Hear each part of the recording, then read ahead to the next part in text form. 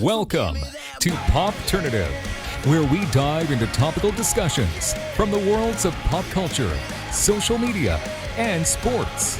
Here is your host, Peter Remoliotis, aka PD Beats. Hello and welcome to the Popternative podcast, the podcast where we have digital discussions, the worlds of sports, pop culture, TV, film, pro wrestling, everything really. As always, I'm your host, Peter Remoliotis. On Twitter, you know me as PD Beats. We hope everyone is staying safe with all this self-isolation and quarantine with the COVID-19. And it's important for you guys all to stay home. And my guest, this interview, we're finally making this interview happen. My guest is a WWE superstar. You will know him as Tyler Breeze. Welcome to the show, man. Thank you for doing this. What's up, man? Yeah, of course. Thanks for having me on here. Oh, absolutely. I mean, it's a crazy time of all this quarantine, but it's an opportunity to do be creative as well, right? Yeah, there's always opportunity with stuff. You know what I mean? Even like, when you're working all the time and doing random stuff, there's always opportunities around. It's just a matter of if you want to do them or not. No, absolutely. And you know, a lot of video game consumption on your end, I'm assuming. Yeah, so actually today's kind of like day one. We just got like lockdown and stuff. So there's going to be a lot of streaming going on and a lot of stuff I have to film.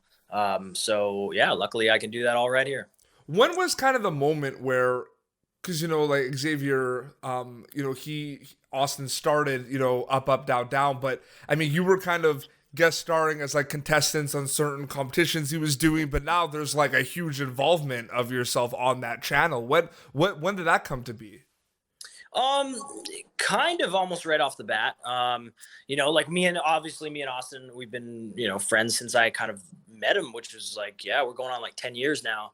And we live together, we're former roommates and stuff like that. So we've kind of just, anytime something cool comes up on either of our ends, it's like, hey, you want to do this with me? Yeah. Hey, you want to do this with me? Yeah. Like, we're always just in on stuff. So he kind of mentioned what was going on. And like, people have no idea the groundwork that he kind of laid in the beginning, even now, like he still does the majority of stuff. But back in the days when he just started it, it was literally him like recording everything, filming everything, editing everything, putting it all, it was crazy. And now he's got, it's an empire. He's built an empire. So it's pretty nuts to see what it's become. But yeah, I mean, he's always been awesome about including me on there and just, like I said, I tell the guys all the time, I said, if you have something on there, I said, don't even ask me, like I'm in. Yeah, and I know it was one of those shows on the WWE Network, Table for Five, or Table for Three, like the one where they're eating dinner. And he was talking about his channel, and he was. I mean, there's kind of these assumptions that, like WWE helps like promote it and everything, but this is like his baby, you know what I mean? He started this from the ground up, so to speak. Yeah. This is, as much as it is under the WWE umbrella and WWE owns it and everything else, Up, Down, Down is the brainchild of Austin Creed. It's very much his baby that he has nursed. He had brought it into the world and made it what it is today. Without him, there is no Up, Down, Down. No, absolutely. No, I agree with you. We have to stay at home. I mean, do you have a setup that you can work out at least? I mean, you still got to stay in shape. Yeah, I do. I got a gym in my garage. So I'm actually, the funny part is I was talking to my mom about this because she was, she's like, oh, what are you doing now? And this is whatever. And I just kind of said, Mom, like overall, like my day-to-day doesn't overly change. Like I don't really go out. Like I'm a big Uber Eats guy. I'm a big Amazon guy. So if I need stuff, it gets delivered. If I got food here and stuff like that, and I got a gym here and I got, all my video game stuff and everything else, I really don't have a lot of stuff I need to leave the house for. So I don't notice a lot day to day changing on my end. We got an espresso, so I've just been obsessed with that. So I ordered more pods today, and it's just, it's dangerous, man. Like I'm obsessed. I'm a big coffee drinker to begin with, and that is just like I'm a kid in the candy store online. Look at all these different pods and these different coffees. It's wild. So many flavors, so many things to try. It's great. No, it is amazing. Talking a little bit about some wrestling right now. I mean, there's Tyler Breeze started out as, the amazing, selfie king on, NXT. That's where we saw him. And then, you got moved up to the main roster. And then, had one of my favorite segments of all time with, Fandango, the Fashion Files, which I think is like honestly one of the greatest things the WWE has ever done. Like, I'm not just saying this, like, dude, it was so good. Like, so good. You must have had so much fun doing that, obviously. So I just actually, I don't know, within the last 6 months, I went back and I watched all of them again. Yeah. And at the time when you're doing them, like, yeah, we had a blast doing them, because if you don't know Dango at all, like, he is hilarious. And the funny part is, like, for the most part, he doesn't, I don't want to say he struggles, but like, he doesn't overly like to memorize a whole script. So he'll get the gist of things. And as long as I know where we're heading, I'll just let him go and kind of do his thing. And then I'll guide him back if he veers too far off, and we'll get to where we need to be. But the natural, like, comedic stuff he has in his head at all the time, it just makes me just burst out laughing. And there's a lot of the times where we'd either bust a whole scene where we all just start laughing, or at the very end, we're just begging for them to say, like, and we're good. And as soon as they do, the entire group, like everyone involved, the camera guys, everybody just starts laughing their heads off. Like, what were you doing? And we're just like, I don't even know, dude. This was nuts. And like, I don't know, the beauty of it is when I watched it back, it actually is funny. Like, it's not just like, funny for the slot that it's in. It's actually like very funny. And not even just us, but like the guys who like the Ascension were funny in it. And like all these other guys that you'd never see that side of them, all of a sudden, like, you're getting a chance to kind of be that goofy, funny stuff. And I thought the segments were actual, like, funny stuff. Well, that's the thing. Well, the thing what I really like too is, like, the Ascension, like when they were in the WWE, like, we never saw comedic aspects of them at all. Yeah. It was all serious, their biggest reign on NXT with the tag team championship over there. And then they kind of let loose a little bit, especially Connor, right? Like, just like letting oh my loose. God, like, yeah. He killed me. But so I think it was, it's been like, how long has it been since you returned to NXT? It's been like a couple months. Actually, probably coming up on a year now, I think. A year. So you were kind of one of the, OGs of the first kind of wave of NXT. With you, Sami Zayn, Kevin Owens. That was kind of one of the first big waves of it all. Now, NXT is become a machine, has its own show on USA, and it's crazy. It makes sense, I think, in my opinion, for a guy like you to go back as kind of the veteran, and, you had such a legacy in NXT, go back and kind of have, feuds or matches with some of the guys there. Did it make sense a little bit when the opportunity came up? Yeah, so it's kind of funny, man. Like, even just like the last thing we just did. So it's kind of crazy, the match I just had with Austin Theory. Yeah. He is the first guy that, like, yeah, he's like 10 years younger than me, dude. But the thing is like, we're treating it like I'm this like old vet who's like coming back to do whatever. Yeah, I've been in WWE for 10 years, but I'm only 32. Like, You've been in WWE for 10 years? Yes. So like, Crazy. I've been there a long time. I've wrestled for a long time, but I'm not like 40 years old. You know what I mean? I'm not like this like old dude. So it's funny being like almost branded like that, where you're like this old vet, and I'm like, yeah, I might be like the veteran of stuff, but I'm not old. Man. You know what I mean? So like Kofi and Dolph, they've at least been there like that's been maybe almost 20 years for them then. Well, so they've been main roster for 10 years. Okay. I've been signed by the company for 10 years. So I got signed back in 2010. I debuted up on Raw or SmackDown. No, but I'm saying, so they must have been with the company for like at least 15, 20 years. Yeah, it's got to be close. I know that like Kofi's got to be like 2006, 2007. Dolph probably same. Kofi Mania was probably one of the greatest things ever because of the backstory of this guy just grinding every year in the WWE and being around, and just kind of like the most consistent, like refreshing character in the WWE of all time, like one of them easily, you know what I mean? Like, and to see that happen is crazy because he's been around for such a long time and has done so many cool things. So for him to have that moment, it must have been really cool for a lot of his family and friends as well too. Well, so it's one of those things. I have this conversation all the time with people. You're either going to be treated one of two ways, and I don't mean so much treated, but your career is going to go one of two ways. Yep. Either you come in and you're like, you have something, whether it's like you're a gigantic dude or you're this like, the foreign heel, whatever. something where you're going to immediately kind of go towards the WWE title, and then you win the title, and then you kind of like stay there for a while, and then most of the time you fall off a little bit. Yeah. But you're either going to get like, I'll call that like a Brock Lesnar path, where like you're coming in and no matter what, you're going straight to the top kind of thing. No, absolutely. Or you're going to kind of do the Jeff Hardy path, where you come in and you're around for years and you build and you build and you build and you build, and people come and go, people come and go, people come and go. But people who have been watching wrestling now for 5-10 years, they come back and they're like, man, I don't even know who these new people are, but I remember Jeff. He's been here a long time. And now you get enough of that to where all of a sudden Jeff is your WWE champion, or Kofi is your WWE champion, because they've been around for so long and because they have that rapport and you're used to seeing them on every card and every match and every whatever. And you go, man, that's like, yeah, we're behind this guy because he's been working his ass off for years. You know what I mean? And that is more of like that's almost like a more genuine, where like the people are behind you so much. And that's why it translates into something like that. It is nuts to see. I have to say too, looking back at your, debut on the main roster of WWE, I always talk about this because it just reminds me what they're doing now with Andrade and Angel Garza, where Andrade like comes back to WWE. They team up with Angel Garza. I thought that there could have been an opportunity for you and Dolph to become like one of the best tag teams of all time. I think there was something there. I know you're smirking. You kind of agree. I mean, I don't know. I feel like there could have been something there. There's a lot. I mean, you could fantasy book it all day. You know what I mean? Dolph, in terms of like a bunch of stuff, like he was we worked each other all around the world for probably 6 to 8 months. Mm-hmm. And he's the easiest. He's literally almost identical to size-wise, look-wise, how we work, like everything. It's literally some of the easiest, most fun matches I've ever had.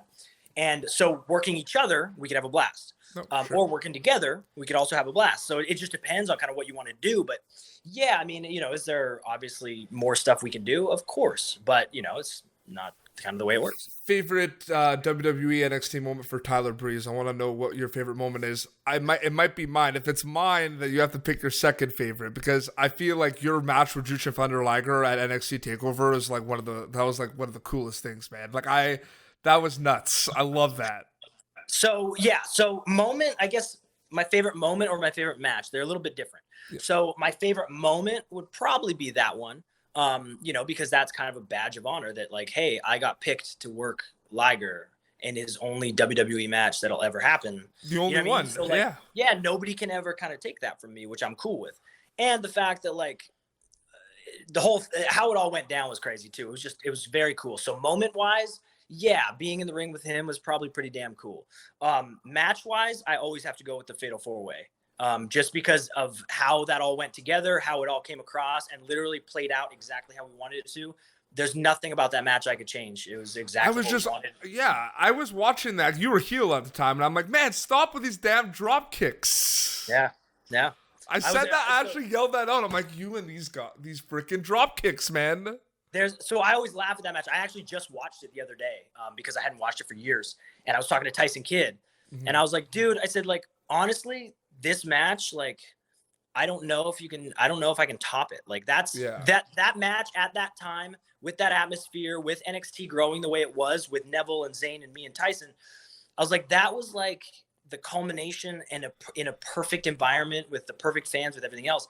Everything came off. I don't know if you could replicate that. You know what I mean? Even if like, I don't know. I have no clue. But that, to me, that feeling and that how it all came off and walking to the back and literally just going like, yes, that was the one, man. And like, that's hard to find. And I just don't know, if you can kind of top that. I know wrestling fans are like, it's one of the most loyal, amazing fan bases for any medium like on the planet. It's crazy. And, I have to say that you guys are, working all the time. You're traveling, you're like you're doing matches, you're doing promos. The fan interaction and engagement that you guys do with your fans is unbelievable. So I just wanted to say thank you for that, because I feel like, I mean, it's always there, but I feel like it should be mentioned more because, I've met a lot of WWE superstars, I've interviewed a lot, and you guys are just so humble and giving back. And I just wanted to address that, man. It's really important to me. Well, that's good, man. I mean, that means a lot. You know what I mean? I say it all the time. Like, people, I'm glad that we can just entertain you, and kind of do our thing, and you guys appreciate it and support it. Yeah. Obviously it never hurts to kind of hear that stuff of like, hey man, we kind of appreciate everything that you've given for the past 14 years. You know what I mean? Like, yeah, cool, man. That I like stuff like that. And so thank you. No, absolutely. There's a lot of interactions, a lot of things going on right now. We mentioned at the beginning, I mean, me and you are going to be doing an Instagram live soon. That's going to be kind of cool. All the interactions and the questions. I'm sure you never, like the fan interaction at, events or at signings or online. I mean, I don't think it ever gets old. It will never get old. No. So like, it's crazy to think about, man, because like, yeah, you get caught up in the grind and it's okay, well, sign this, take a picture, whatever, cool. But like sometimes some stuff happens that like, yeah, it's when you think about it, it's like pretty crazy. Like I had someone at an Access signing, the dude, it was like a guy and a girl, and the guy kind of ran up to me and he was like, hey man, can you help me out real quick? And I was like, yeah, I guess. Like, what do you want me to do? And he goes, I'm about to ask my girlfriend to marry me, just like go with it. I said, okay. So then like I said, like, all right. So like they walk up and they take a picture, and then like all of a sudden he kind of like pulls out his ring and he's like, hey, and he starts like telling her, and I'm just like standing there. I was like, all right. And then like, he does the whole like, will you marry me? She says yes. Everybody, claps their hands, everything else. It was like a year later or something. They ended up messaging me on Instagram and we're like, hey, I don't know if you remember us, but like this is us at our wedding and blah blah blah. And I was like, man, that's cool. And like I think I even sent awesome. them like a signed shirt or a picture or something. You can't put like a dollar value on that, man. That's literally priceless. Yeah, like I mean, and I think actually, you know what? I think I did like a video message or something that they played at the wedding, and I was like, that's kind of cool, man. Like even just to like want to include me in that, one of the most important days of your life. No, for sure. Before we wrap up, I did want to do this. I hope you're good with these. Like I've been doing these kind of like speed round, quick segments on my show. So basically, what I'm gonna do is I'm gonna ask you something like, who has the best laugh, and you're gonna tell me out of all your fellow friends in WWE right away who it is. You know what I mean? So it's gonna be very quick. First thing that comes to your mind, right? So most competitive video game wise. Oh, Woods, 100%. Most competitive in the ring. Competitive? I don't know if you can go competitive. Let's go with Dolph. Best laugh. Best laugh. Oof. That's a hard one. I'm going to go with Alexa Bliss. Who could eat the most? Who has the biggest appetite? Ooh, Big E. I feel like that's an. I would hope, right? Yeah. Who is the most creative outside the ring? You can't say Woods. Like who else is kind of like Woods with like the creative, always having the juices flowing. They got something going. I'm gonna go with Cesaro. First wrestler that you became friends with in the WWE. Ooh. It would have been Woods. Last friend you've been friends with in the WWE. Like what? Like because you work with a lot of people, but I'm talking about you become friends with certain people, right? Yeah. The newest friend. Yeah. Yeah. Last friend kind of sounds a bit intense. My last friend I'll ever have. Yeah. No. Probably my newest friend. Let's go Austin Theory. Favorite sport? Hockey. Favorite team? Canucks, always. BC boy, of course. Oh yeah. And then finally, favorite music, like favorite artist right now. Right now, I'm gonna go with either Luke Bryan or Luke Combs. Very cool. Very cool. Luke's, man. I remember when you like one of my favorite moments on your Instagram back in the day was like right before you were going to the main roster, but like you were doing like Instagram photos and your character, you were like you were shouting out chain smokers. Yeah. Those were the best chain smokers. Cool song.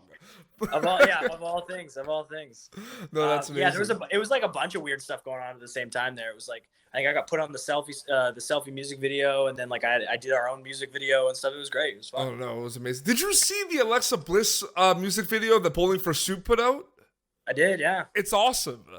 It's pretty damn cool, man. So like we were talking about it a little bit, and I was like, just the fact that she grew up loving Bowling for Soup, like favorite band. That's crazy. So now like imagine growing up as a kid and then your favorite band makes a music video and a song about you, and is like, put it out, man. Like, it's crazy. It's got over like 1 million views on YouTube and stuff. It's nuts. I obviously can't top that, but I think the coolest thing similar to that, though, is when I had Dave Brown Sound from Sum 41 on my show as a guest, because Sum 41 was like, that was, dude, that was like, he's become a good friend of mine. Like, that was the band for me. Like, that band, the amount of like tough times that band got me through, it's nuts. So the funny part, in like the last year, you probably have these because everybody has these, but I love Sum 41. They were like, I grew up on them, and I had a lyric in their song wrong for years, up until literally a year ago. Which lyric? The very first lyric from Fat Lip, and it was storming through the party like my name was El Nino. Had no clue that's what it was. I thought it was strolling through the party like my name was Allie Eel. And I had no clue who the hell Allie Eel was. And I was like, Googled her and like nothing, nope. And finally, I had to be clued in that it was storming through the party like my name was El Nino. That is, but that video is one of the, and that song is, fantastic. I don't know. Man, all those American Pie bands. Dude, that's the key. I grew up on American Pie, man. Like, I love Blink-182, Sum 41. Everybody was in a band. American Hi-Fi. Oh my God, Flavor of the Week. Come on, man. Yeah, no, there's a lot. I just interviewed Todd Morris. He plays in Offspring right now. I love it, dude. My first concert I ever went to. Yeah, so I had.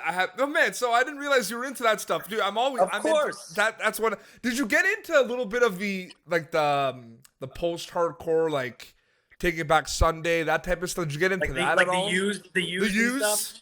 So that was like a phase, but like my best friend got into that, and I kind of got into it a little bit, but it was a little bit too hard for me. But I do like some of their stuff. Simple Plan, remember Simple Plan?